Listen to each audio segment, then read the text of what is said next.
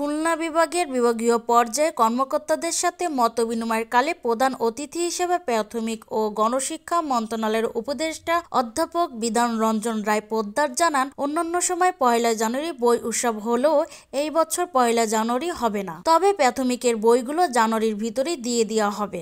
বইগুলো পরিমার্জন করতে হয়েছে, সেজন্য আমরা শিডিউলকে একটু পিছিয়েছিলাম এবং তারপরে জানেন যে বাইরের একটা দেশের কিছু বই ছাপার কথা ছিল, ফলে সেগুলো আমাদের বাতিল করতে হয়েছে, নতুন করে আবার টেন্ডার করতে হয়েছে কিছু বইয়ের জন্য। সেসব কারণে আমরা একটু পিছিয়ে আছি। অন্যান্যবার যেভাবে বই উৎসব ১ জানুয়ারি করা হয়, আমরা এই জন্য উৎসবে যাচ্ছি না, কিন্তু প্রাথমিকের বইগুলো আমরা জানুয়ারির মধ্যে।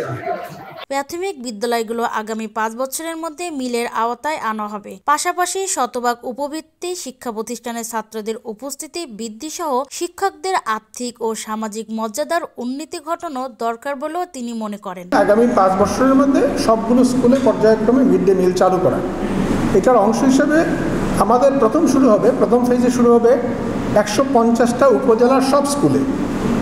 ইতিমধ্যেই কিন্তু আমাদের কিছু কিছু উপজেলা মিড ডে মিলের আওতায় আছে।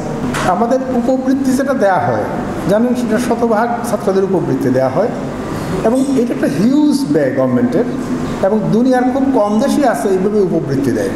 যে আমাদের শিক্ষকদের যে আর্থিক এবং সামাজিক মর্যাদা, সেটার উন্নতি ঘটানো দরকার। এটা আমি মনে করি খুব একটা ভালো কথা যে আমাদের সমাজের পক্ষ থেকে, কারণ আমরা তো সমাজেরই মানুষ, এখানে যারা বসে আছেন প্রত্যেকেই সমাজেরই মানুষ, সমাজের পক্ষ থেকে এই বোধ তৈরি হচ্ছে। উম্মে উমামা রাত্রি, ভয়েস অফ টাইগার।